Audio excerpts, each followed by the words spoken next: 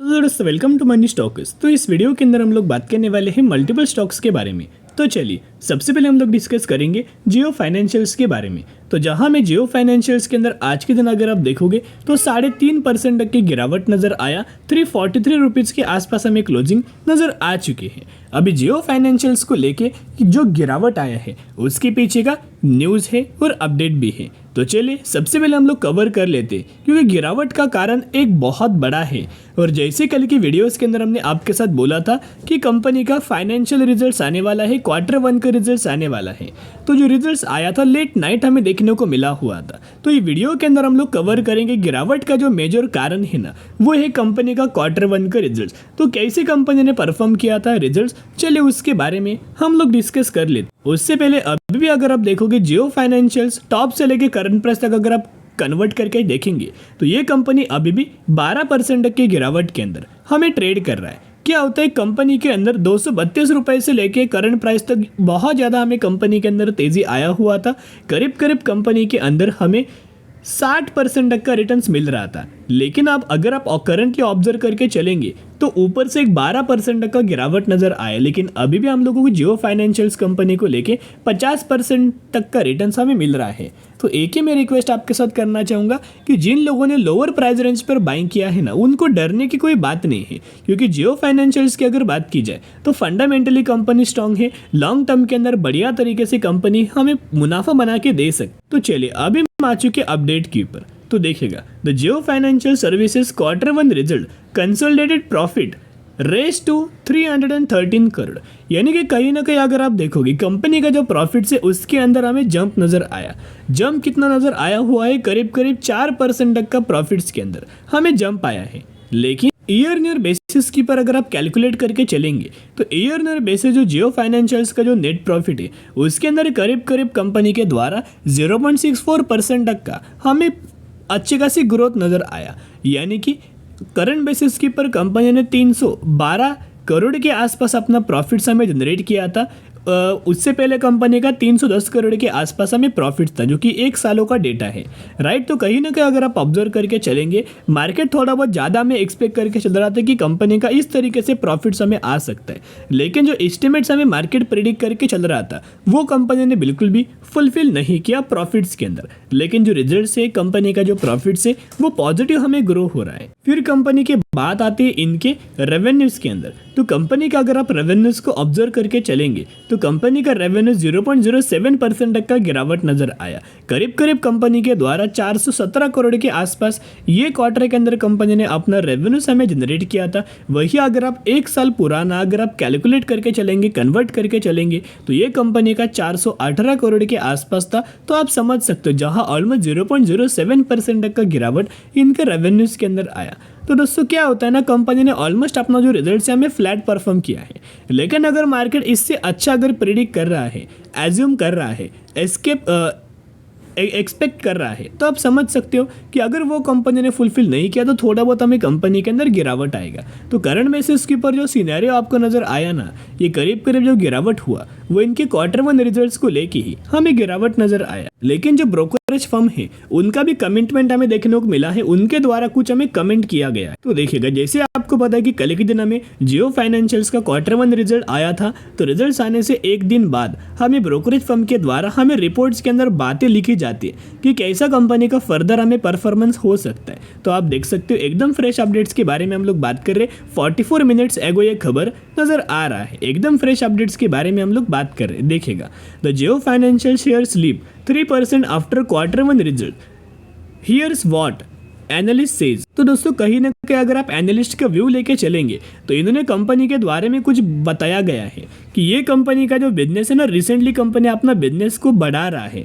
यानी कि recently company अपना बिजनेस को डाइवर्सिफाई कर रहा है। जियो फाइनेंशियल्स को अभी कोई ज़्यादा हमें बिजनेस नहीं है, लेकिन वो बिजनेस हमें लॉन्ग टर्म के अंदर बढ़ सकता है, ऐसे ब्रोकरेज फर्म के द्वारा इस रिपोर्ट के अंदर बोला गया है। तो दिस ईयर कंपनी ने क्या किया था, लॉन्च किया था loan against mutual funds, auto and two wheelers digital insurance, इस तरीके से सर्विसेज कंपनी ने यही साल दोस्तों लॉन्च किया था।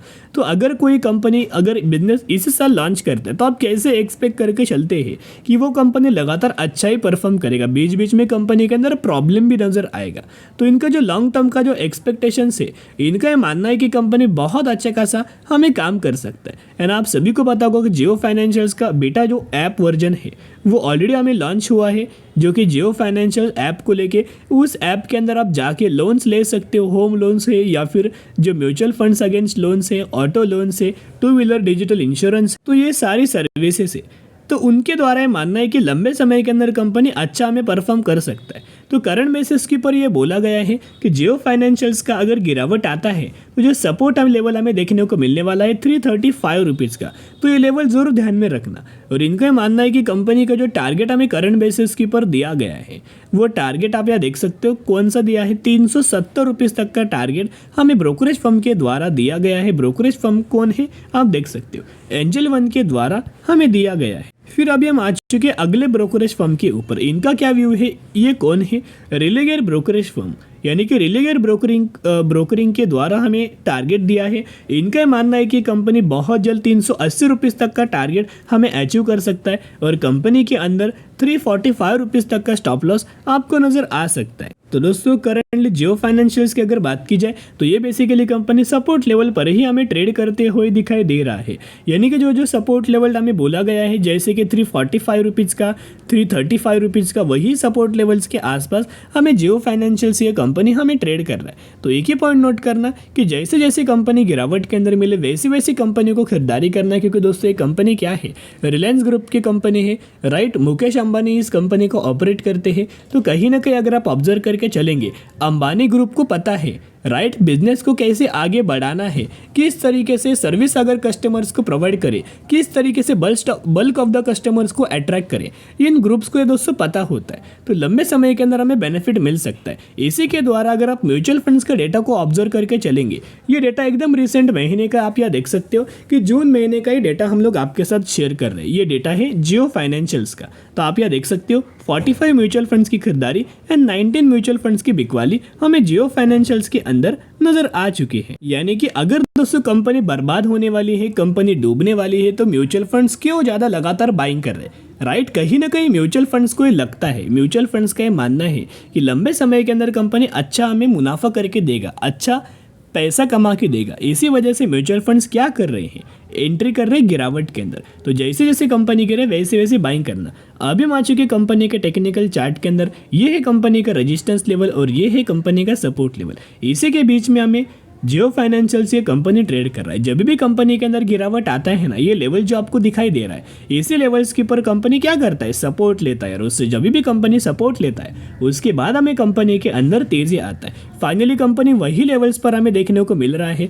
बहुत जल्द कंपनी इस तरीके से सपोर्ट ले सकता है। यही से अच्छी खासी जंप हमें जियो फाइनेंशियल्स को लेके नजर आ सकता है। और एक बार अगर ये कंपनी 374 रुपीज़ तक का लेवल्स अगर ब्रेक करता है ना, फिर बड़े बड़े टारगेट्स आपको देखने को मिल जाएंगे। तो बाय ऑन दी स्ट्रेटेजी जरूर अप्लाई करना। कंपनी का थोड़ा रिजल्ट हमें बुरा आया है जिस वजह से गिरावट भी नजर आ सकता है, लेकिन यही गिरावट के अंदर बाइंग करने का बहुत अच्छा खासा मौका आपको देखने को मिल जाएगा। लेकिन जो लोग लॉन्ग टर्म के अंदर बाइंग करेंगे वही लोगों को लॉन्ग टर्म के अंदर बढ़िया तरीके से मुनाफा मिलने वाला है। अभी हम बात करेंगे HDFC बैंक के बारे में, जहां आप देख सकते हो आज के दिन एक नेगेटिविटी के अंदर परफॉर्म किया। 1621 रुपए के आसपास हमें क्लोजिंग नजर आया। HDFC बैंक के बारे में बहुत बार दोस्तों हमने आपके साथ शेयर किया था कि कंपनी एक बहुत अच्छे खासे लेवल्स के अंदर हमें ट्रेड कर रहा है।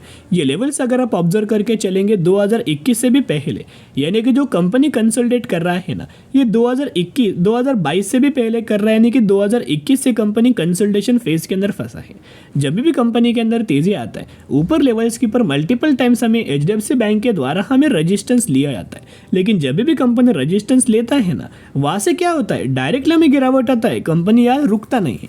लेकिन अभी अगर आप ऑब्जर्व करके चलेंगे तो फाइनली जो HDFC बैंक है वो कौन से लेवल के ऊपर दोस्तों ट्रेड कर रहा है, देखिएगा ये ट्रेड कर रहा है, ये लेवल्स के ऊपर रेजिस्टेंस लेवल के ही ऊपर ट्रेड कर रहा है। और अभी तक हमें HDFC बैंक का Q1 का रिजल्ट नहीं आया। रिजल्ट जैसे आउट होगा वैसे कंपनी के अंदर शानदार तरीके से ब्रेकआउट नजर आ सकता है। तो HDFC बैंक का रिजल्ट्स कब आने वाला है या क्लियर कट मेंशन किया है। तो HDFC बैंक का रिजल्ट्स आने वाला है 20 जुलाई को। राइट। तो रिजल्ट्स कैसे आएगा, कुछ ब्रोकरेज फर्म के द्वारा, एनालिस्ट के द्वारा उसका एक प्रीव्यू हमें दिया गया है कि कैसी कंपनी अपना परफॉर्म कर सकता है क्वार्टर 1 का रिजल्ट। तो 2 ब्रोकरेज फर्म के द्वारा एनालिसिस हमें किया गया है। सबसे पहले ब्रोकरेज फर्म का नाम है आईसीआईसीआई सिक्योरिटीज। तो आईसीआईसीआई सिक्योरिटीज एक्सपेक्ट करके चल रहे हैं कि एचडीएफसी बैंक का जो प्रॉफिट्स होने वाला है, यानी कि प्रॉफिट आफ्टर टैक्स, इसके अंदर 28.3% की ग्रोथ आ सकती है ईयर बेसिस के ऊपर, एंड करीब करीब कंपनी 15,330 करोड़ का प्रॉफिट अपना जनरेट कर सकता है। और वही कंपनी का मानना है, एंड क्वार्टर बेसिस के ऊपर देखोगे तो इसका मानना है कि 25% की ग्रोथ हमें देखने को मिल सकता है